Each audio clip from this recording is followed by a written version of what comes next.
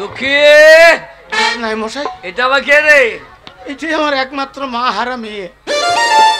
তোর মেয়ে? হ্যাঁ নাই মশাই। তোর মেয়েটা বিয়ে দিস নাই? তার মুখে দুবেলা দুমুঠো খাবার তুলে দিতে পারি না, বিয়ে কেমন করে দেবো নাই মশাই? তা মেয়ে জন্ম দেবার কি দরকার ছিল? খাবার দিতে পারবি না, জন্ম দেবার কি দরকার? জন্ম দিতে তখন মজা লেগেছিল। না মশাই, মারবেন না, ওকে মারবেন না নাই মশাই। তোমার বাবাকে এমনি মারছি না, খাস না টাকা পাবো। নাই মশাই, পরপর 3 বছর অনাবৃষ্টি, অনাবৃষ্টির জন্য মাঠে চাষিরা কোনো ফসল ফলাতে পারেনি। আমরা দিনান্তে দুমুঠো খেতে পাই না নাই মশাই। আমার একমাত্র মা হারা মেয়ে, তার বিয়ে তো দেওয়া দূরের কথা, তাকে দুবেলা দুমুঠো খাবার আমি তার মুখে তুলে দিতে পারি না।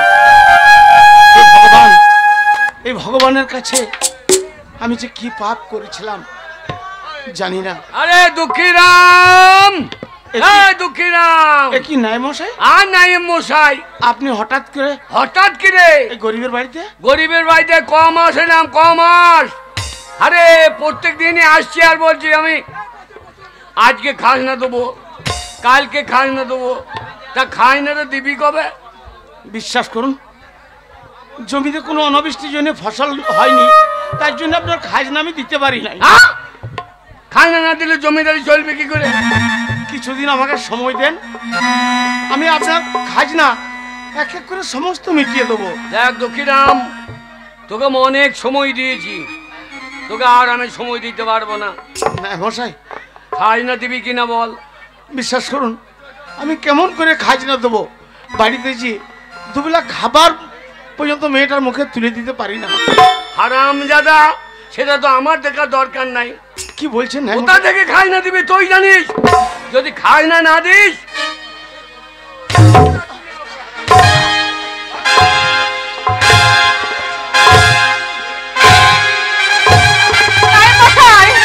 মারবেন না আমার বাবাকে, আমার বাবাকে মারবেন না নাই মশাই।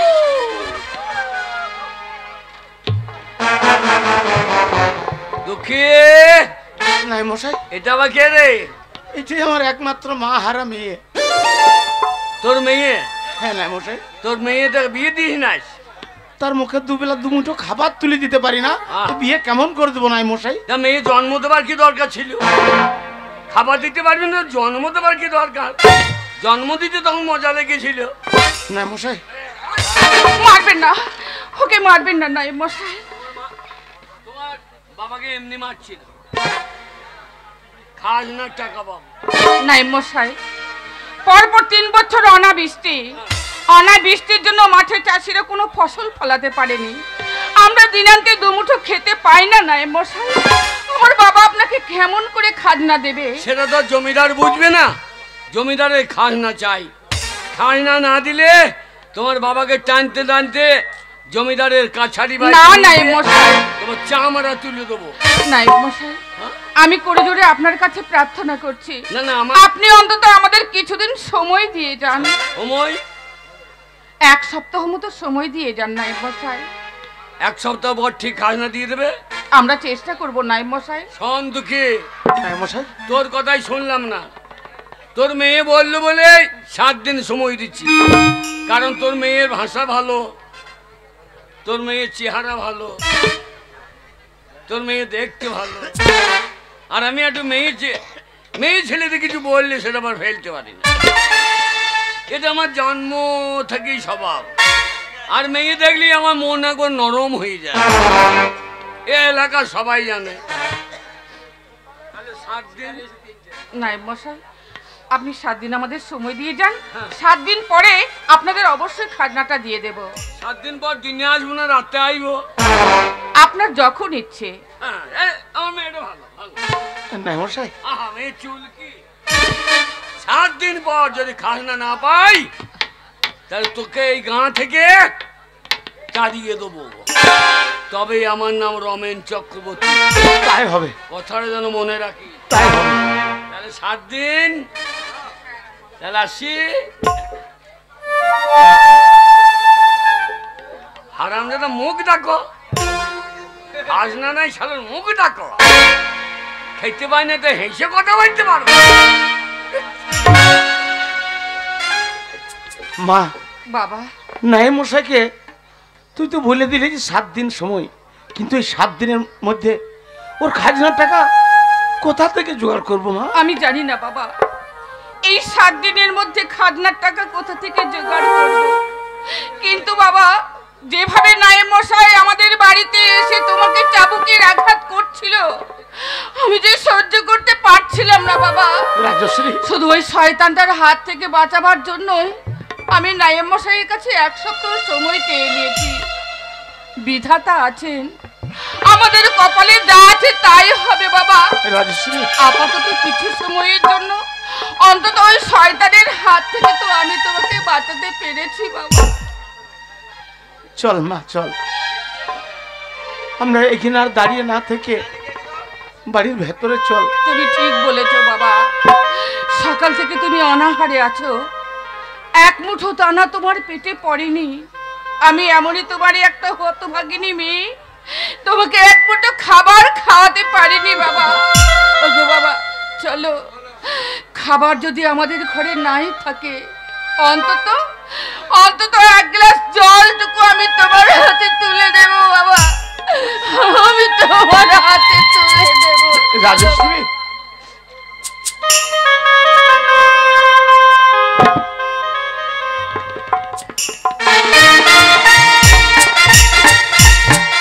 ओम सर्वमंगल मंगल शिव सर्वत्र साधिके सर्वोन्नत स्तंभके गौरी नारायणे नमस्तुते। আমার বাবা বিশাল বড় রাজ অট্টালিকা বলে দান করে গেছে, কিন্তু জমিদার স্টেট আমি চালাতে পারছি না। কেমন করে চালাবো? প্রজারা দিনের পর দিন খাজনা দেয়নি, অনাদায় হয়ে আছে। আর এদিকে ইংরেজ সরকার বারবার চাপ সৃষ্টি করছে খাজনা দেওয়ার জন্য। আগে খাজনা সবাই দিয়েছে, আমার ভয়ে সবাই খাজনা দিয়েছে, কিন্তু একজনও দেয়নি। কে সেই ব্যক্তি? আগে ওই দুঃখীরাম। আগে হ্যাঁ, দুঃখীরাম বলে একটা সে আছে, সে খাজনা দেয়নি। সে আপনার বিরুদ্ধে বিদ্রোহ ঘোষণা করেছে। এত বড় সাহসী শয়তানরা আমার বিরুদ্ধে বিদ্রোহ ঘোষণা করেছে? করবে না কেন? ওর বাড়িতে মেয়ে আছে। মেয়ে আছে? আহা, একবারে আসমানের হুড়ি। নায়েব মশাই, আগে আপনি তো জানেন যে আমার যে বাগান বাড়ি আছে, সেই বাগান বাড়িটা দীর্ঘদিন ধরে অপবিত্র হয়ে আছে। কোন নারী যদি সেখানে প্রবেশ না করে তাহলে কেমন করে পবিত্র হবে? আপনি পারলেন না খাজনার বিনিময়ে দুঃখীরামের মেয়েটাকে তুলে নিয়ে আসতে? আপনার অনুমতি, আপনার তো আবার দয়ার শরীর। তাহলে যারা দেরি করবে না, এই মুহূর্তে আবার দুঃখীরামের বাড়ি যাবেন, দিয়ে 1000 টাকা না দিলে জোর করে আপনি তাকে তুলে নিয়ে আসবেন।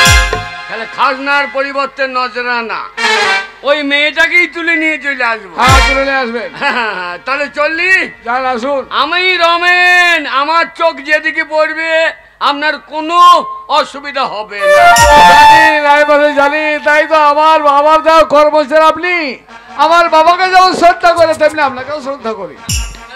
হ্যাঁ আসুন। এই তো রমেন চক্রবর্তী গেল দুঃখীরামের মেয়েকে তুলে নিয়ে আসতে। খাজনা দিতে না পারলে ওই দুঃখীরামের মেয়েকে দিয়ে আমার বাগান বাড়িটা পবিত্র করে তুলে।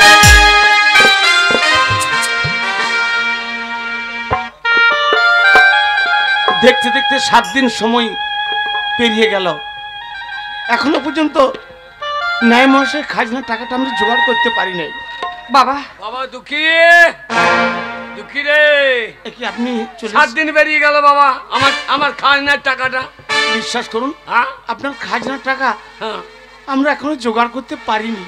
আরে তোকে বাবা বললাম রে, টাকার জন্য খাজনা দিবি না? কোথা থেকে দেবো? বিশ্বাস করুন। সম্মান নেওয়ার ব্যক্তি তোরা নোস। তোদের স্থান কোথায় জানিস? কোথায়? পাইয়ের নিচ্ছি। ন্যায় মহাশয়, আরে হারাম দাদা, হাড়ি বাগ দিয়ে বাউরি, তোরা মানুষ হবি না। না না, ন্যায্য খাজনার টাকা দেবে না হারাম দাদা। মারবেন না নাই বসে, আমার বাবাকে মারবেন না। কথা দিয়েছো, কি করবো বলুন, চেষ্টা করেও জোগাড় করতে পারলাম না, আমাদের ক্ষমা করে দিন নাই বসে। একটু চেষ্টা করলে খাজনাটা মুখ্য হয়ে যায়। একটু চেষ্টা? সেটা কি চেষ্টা বলুন? এক কাজ কর, তোর মেয়েটাকে জমিদারের বাগান বাড়িতে পাঠিয়ে দে। না মশাই, মুখ সামলে কথা বলবেন। যে মুখ দিয়ে আমার মেয়ের নামে এত বড় কলঙ্ক চাপিয়ে দিচ্ছেন, আমার এই মুহূর্তে মনে হচ্ছে আপনার ওই মুখ থেকে জিভটাকে টেনে ছিঁড়ে বের করে দেবো। আর পকেট থেকে খাজনা বের করবার ক্ষমতা নাই, আমার জিভটা বার করার ক্ষমতা আছে। আর আমি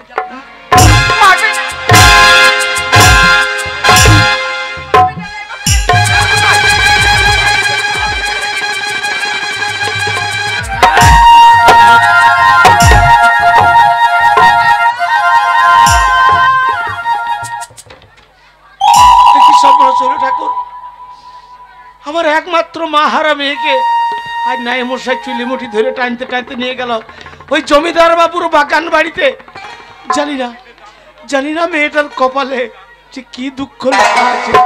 হে ভগবান, তুমি আমার একমাত্র মেয়েকে রক্ষা করো ঠাকুর, আমার মেয়েকে তুমি রক্ষা করো।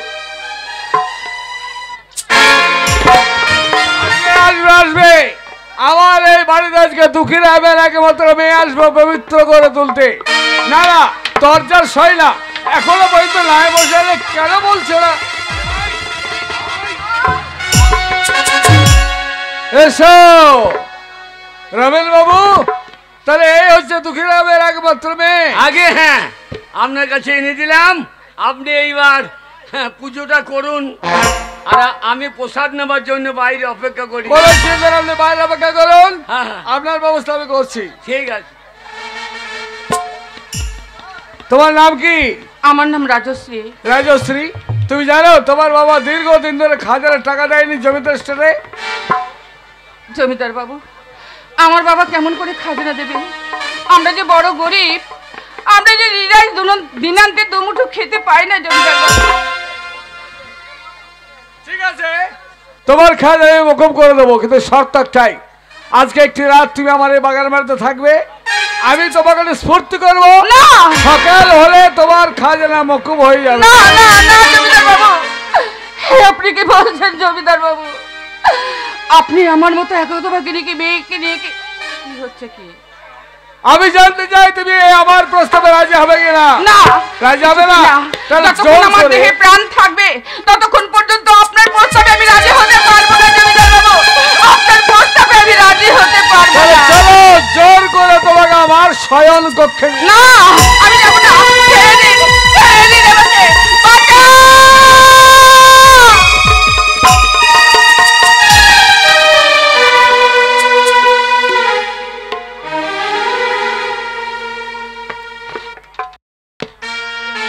শেষ রাজশ্রী, তোমার স্বপ্ন শেষ। তোমার ওই দেহটাকে আজ সারা রাত আমি সুত করে করেছি, এইবার তোমাকে আমি তোমার বাড়িতে পৌঁছে দেবো, চিন্তার কোনো কারণ নেই।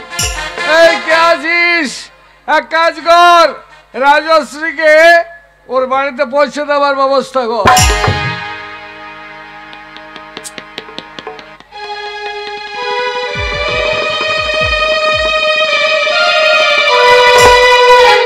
কি আবার তুমি এখানে তোমাকে পৌঁছে দেয়নি? না জমিদার বাবু, আপনি আমার জীবনে এত বড় সর্বনাশ কেন করলেন জমিদার বাবু? আমি তো আপনার কোনো অন্যায় কোনো অপরাধ করিনি, তাহলে আমার নারী ধর্মের শেষ সম্বলটুকু আপনি কেন নষ্ট করে দিলেন জমিদার বাবু? চোখে জল ফেলে বলো লাভ নেই রাজশ্রী, বলো তুমি কি আমার কাছে টাকা পয়সা চাও? আমি তোমাকে টাকা পয়সা দেবো। না না জমিদার বাবু, আমার সম্মানের বিনিময়ে, আমার ইজ্জতের বিনিময়ে আমি কোনো টাকা পয়সা ধন দৌলত চাই না। তাহলে বেরিয়ে যাও এখান থেকে। যাব, এখানে তো থাকবার জন্য আসিনি জমিদার বাবু, চলে তো আমি যাবই, তবে আপনার কাছে ছোট্ট একটা নিবেদন আছে। কি নিবেদন? জমিদার বাবু, আমার নারী ধর্মের সবকিছু আপনি লুটে নিয়েছেন, কেড়ে নিয়েছেন, তাই আমি চাই আপনি আপনার হাত দিয়ে এক চিলতে সিঁদুর আমার এই শূন্য স্মৃতিতে রাঙিয়ে। গরিবের মেয়ে, এত বড় সাহস তোমার? তুমি চাও জমিদারের স্ত্রী হতে? বেরিয়ে যাও, লাথি মেরে তোমাকে দূর করে দেবো। জমিদার বাবু আমাদের মতো গরিব মানুষের মেয়েদেরকে নিয়ে ফুর্তি করা যায়, কিন্তু বিয়ে করে এই সমাজের বুকে স্ত্রীর মর্যাদা দেওয়া যায় না, তাই না জমিদার বাবু? কখনোই না। আমি তো ভুল করেছি জমিদার বাবু। আপনি হচ্ছেন আমাদের রক্ষক, আজ রক্ষক হয়ে ভক্ষক সেজেছেন। ভক্ষক সেজে আমার সব কিছু হরণ করে নিয়েছেন। ভুল তো আমিই করেছি। আপনি জমিদার বলে আপনাকে আমি দেবতা মনে করেছিলাম, কিন্তু আজ আমি বুঝতে পেরেছি জমিদার বাবু, আপনি দেবতা নয়, আপনি দেবতা নয়, আপনি হচ্ছেন একটা পাথর মূর্তি। পাথরে মাথা ঢুকলে মাথা থেকে রক্ত ঝরে, ওই পাথরের হৃদয় কখনো গলে না জমিদার বাবু, পাথরের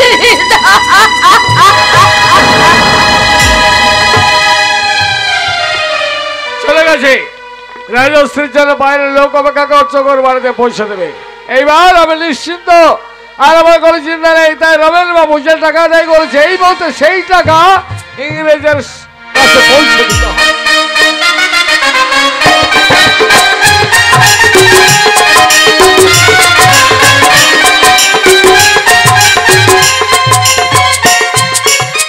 নাই মশে এসে আমার মেয়েটাকে সে জোর করে জমিদার বাবুর বাগান বাড়িতে তুলে নিয়ে গেছে।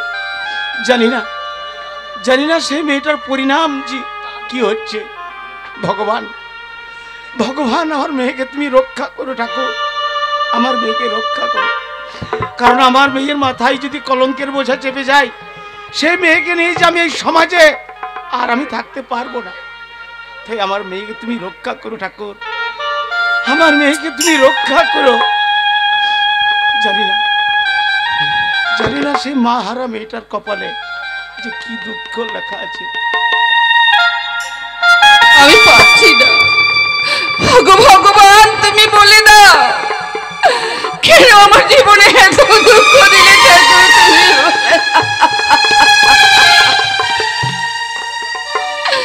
কি চেয়েছিলাম,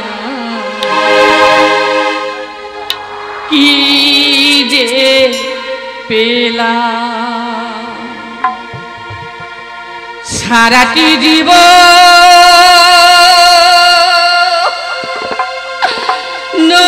ধরে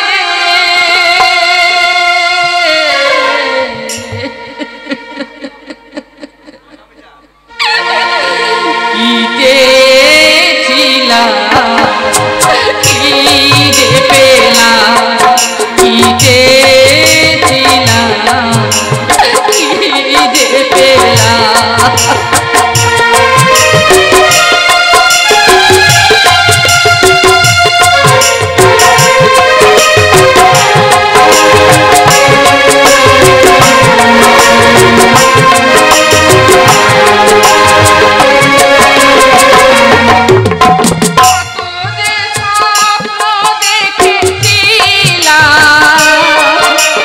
কত যে আশা নিয়েছিলাম,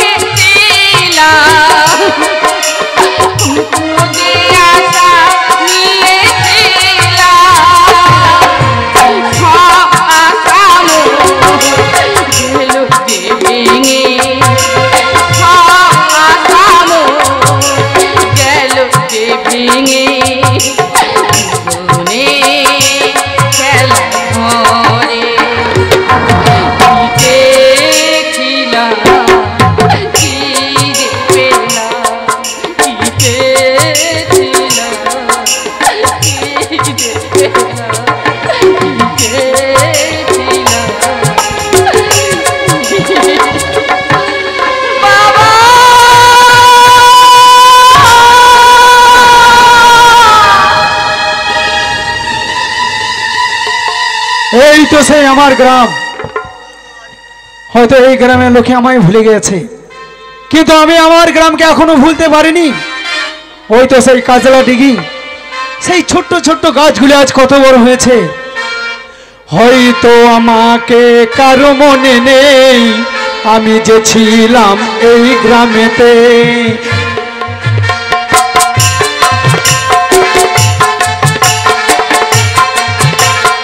হয়তো আমাকে কারো মনে নেই, আমি যে ছিলাম এই গ্রামেতে।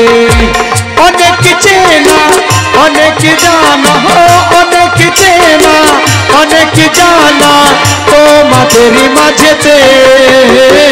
হয়তো আমাকে কারো মনে নেই, আমি যে ছিলাম এই গ্রামেতে।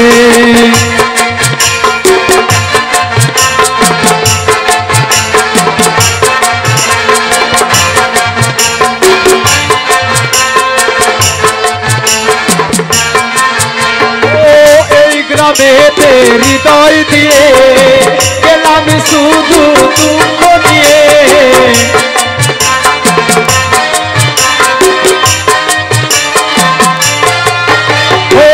এই গ্রামেতে হৃদয় দিয়ে গেলাম শুধু দুঃখ নিয়ে। বুকটা ভেঙে গেল যে ঝড়, বুকটা ভেঙে গেল যে ঝড়, গেলাম সে ঝড় বুকেতে নিয়ে। হয়তো আমাকে কারো মনে নেই, আমি যে ছিলাম এই গ্রামেতে। হয়তো আমাকে কারো মনে নেই, আমি যে ছিলাম এই গ্রামেতে।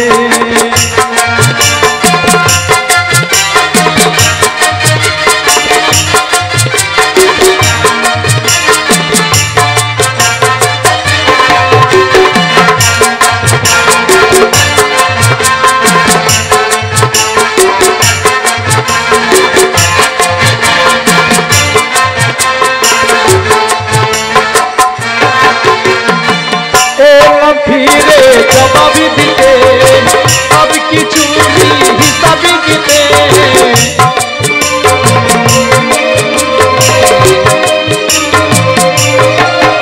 ও এলাম ফিরে জবাব দিতে, সব কিছু হিসাব নিতে। প্রতিশোধের পাওনাটা, প্রতিশোধের পাওনাটা মিটিয়ে দেব প্রতিশোধে।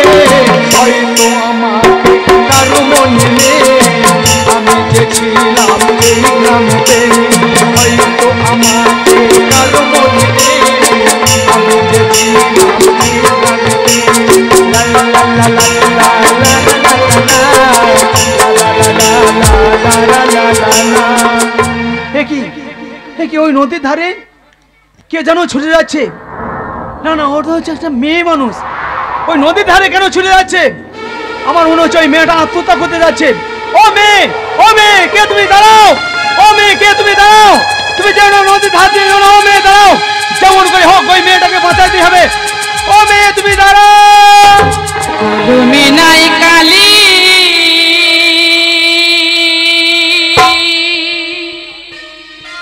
আমারে পোড়া কপালে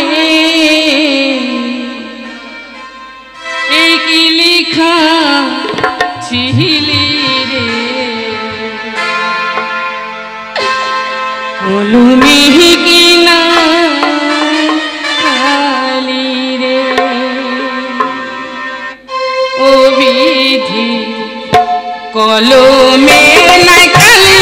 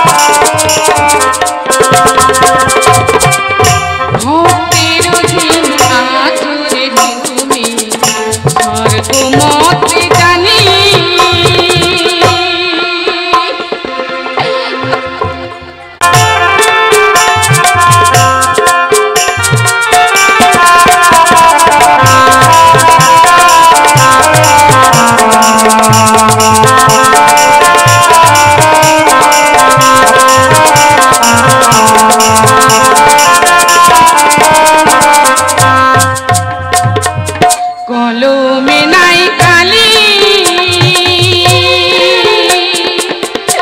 আমার পড়া কপালে একই লেখা মিলি বলো মেহকি নাই কালি রে ও বিধি বলো মেহকি নাই কালি রে ও বিধি বলো মেহকি নাই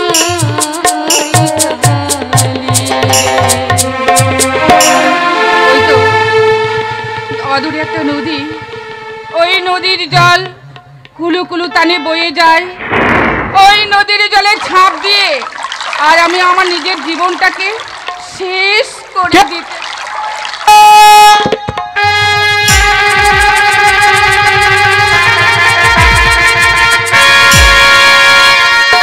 তুমি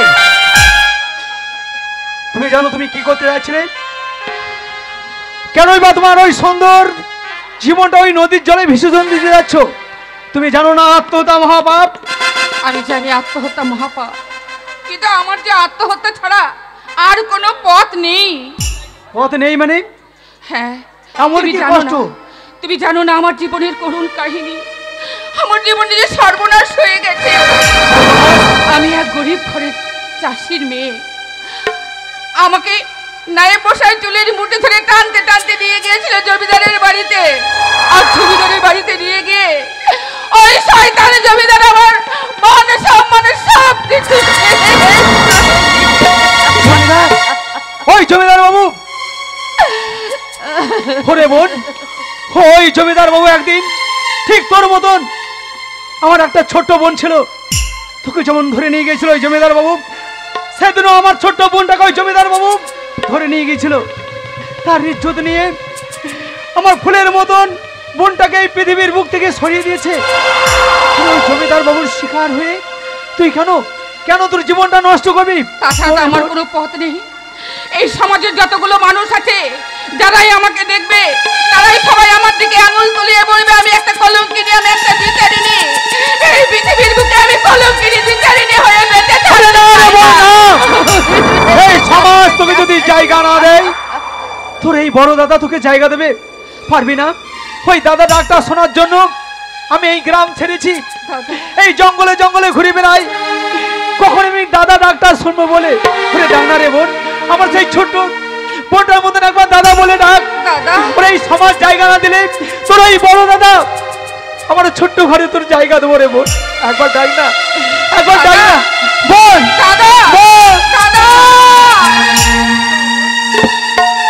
তো আজ থেকে আমার ঘরে যাবি, হাট তোর বাবার কাছে আমি নিয়ে যাব। চল, তোর বাবা তোকে কি বলে আমি দেখবো। চল বোন, চলো।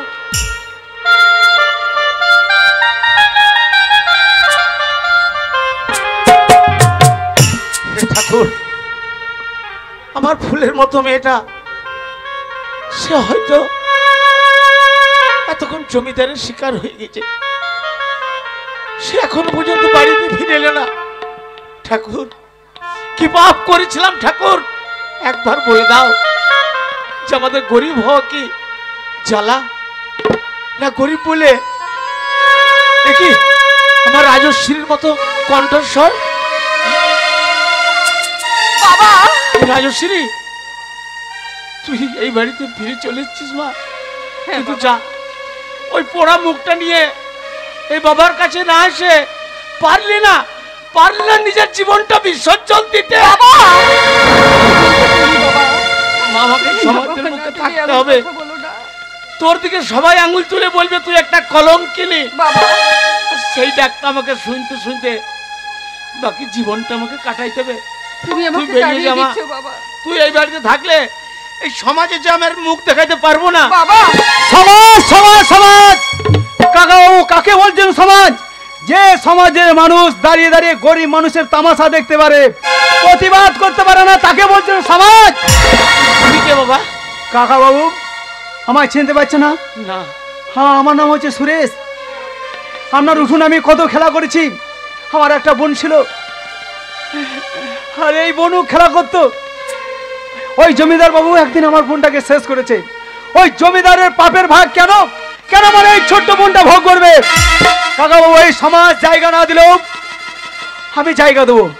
কাকা বাবু, মরে গেলে সব শেষ হবে, বেঁচে থাকতে হবে, চোখে চোখ রেখে জমিদার বাবুর সঙ্গে লড়াই করতে হবে, নিজের অধিকার নিজেকে ছিনিয়ে নিতে হবে। কাকা বাবু, বেঁচে থাকতে হবে, মরলে হবে না, তাই চরম প্রতিশোধটা ছিনিয়ে নিতে হবে। কাকা বাবু ঠিকই বলছো। চলুন, আজ থেকে আমার ঘরে আপনারা দুজনে থাকবেন। তাই হবে বাবা, তাই হবে।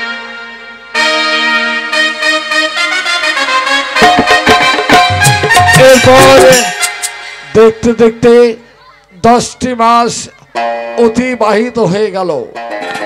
তারপর পৃথিবীর বুকে জন্ম নিল রাজশ্রীর গর্ভে এক সন্তান। সন্তান ভূমিষ্ঠ হলো মাটির পৃথিবীতে। তার কিছুদিন পরের ঘটনা।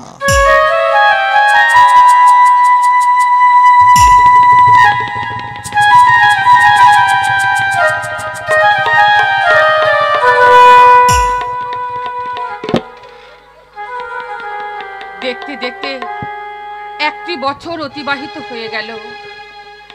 এই পৃথিবীর বুকে আমার সন্তান ভূমিষ্ঠ হয়েছে। কিন্তু এইভাবে দিনের পর দিন, রাতের পর রাত পথ চলতে চলতে আমি বড় ক্লান্ত হয়ে পড়েছি। তাই এই বটবৃক্ষের নিচে আমার খোকাকে নিয়ে আমি একটু বিশ্রাম করব।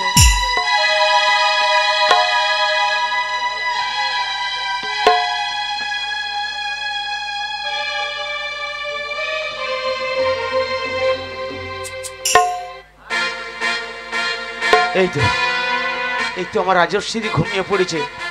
আমাকে এই সুযোগে তার সন্তানকে চুরি করে নিয়ে যেতে হবে, আর না হলে আমি যে আমার মেয়েটাকেও বাঁচাতে পারবো না, আর তার সন্তানকেও বাঁচাতে পারবো না। আমার মেয়েকে বাঁচাতে গেলে তার বুক থেকে সন্তানকে যেমন করে হোক আমাকে চুরি করে নিয়ে যেতে হবে। না, এই মুহূর্তে সে ঘুমিয়ে পড়েছে।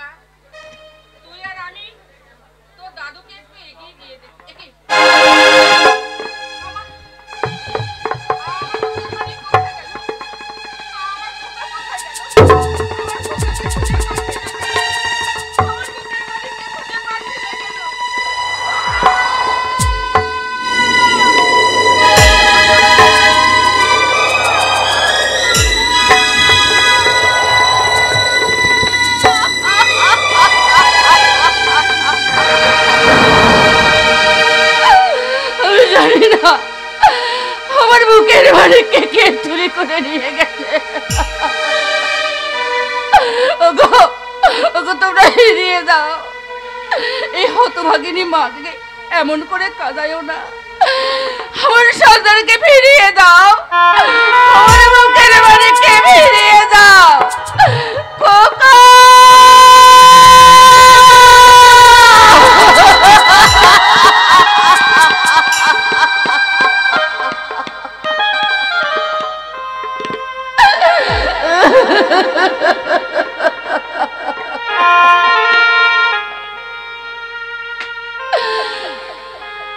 খোকন সোনা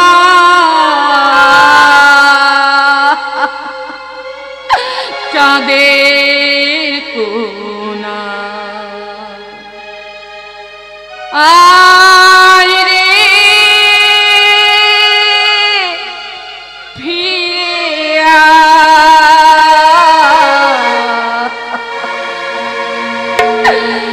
আয় রে ফিরে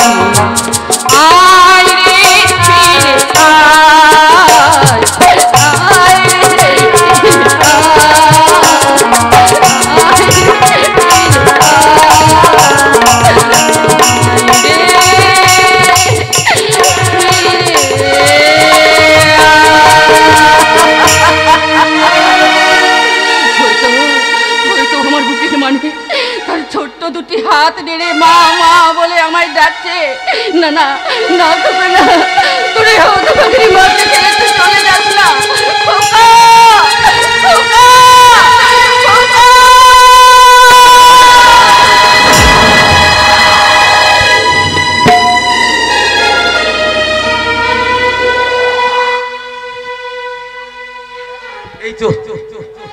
এই তো সেই জমিদার বাবুর রাধা মাধবের মন্দির। এই মন্দিরে আমি আমার দাদু ভাইকে রেখে দিয়ে যাব। যদি পুরোহিত পুজো করতে আসে তাহলে তার নজরে পড়বে, আর যদি জমিদার বাবু আসে সে তার নিজের সন্তানকেই তার বাড়িতে লালন পালন করে মানুষ করবে, তাহলে আমার দাদু ভাই প্রাণে বেঁচে যাবে। এই রাধা মাধবের মন্দিরে আমি আমার দাদু ভাইকে রেখে দিয়ে চলে যাব।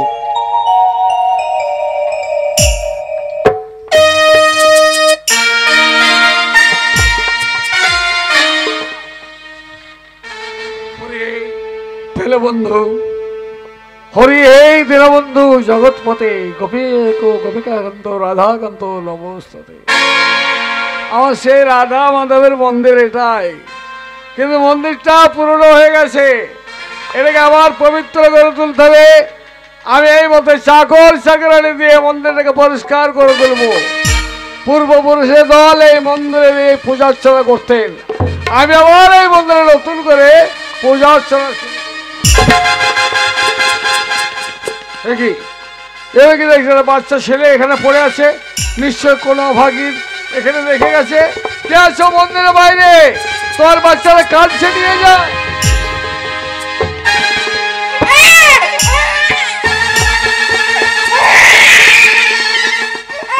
তাই তো কেউ তো আসছে না, না না আসছে না যখন, তখন আমি বুঝতে পেরেছি ঈশ্বর হয়তো শিশুটাকে আমায় দান করেছে।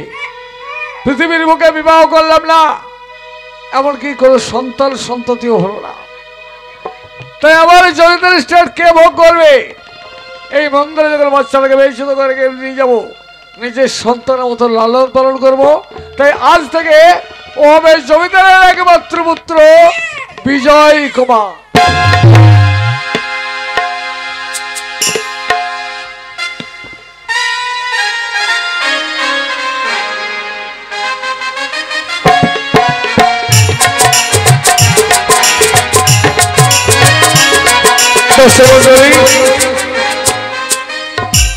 জমিদারের একমাত্র সন্তান বড় হতে লাগলো, দেখতে দেখতে কেটে গেল 20 বছর। পরের ঘটনা 20 বছর পর।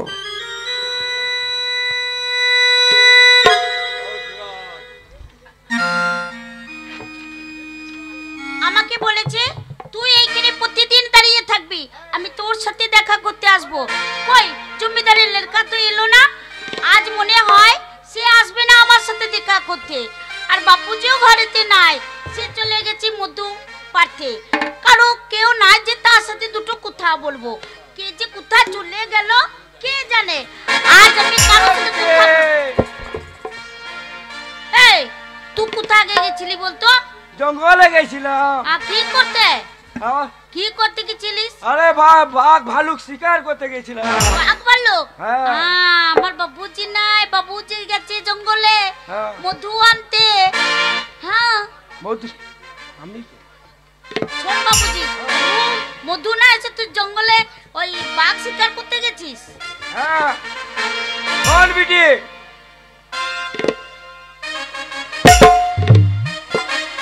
এই বাবুজি, হ্যাঁ তুই কেন এখানে এসেছিস? আমার জন্য টাটকা মধু এনেছিস?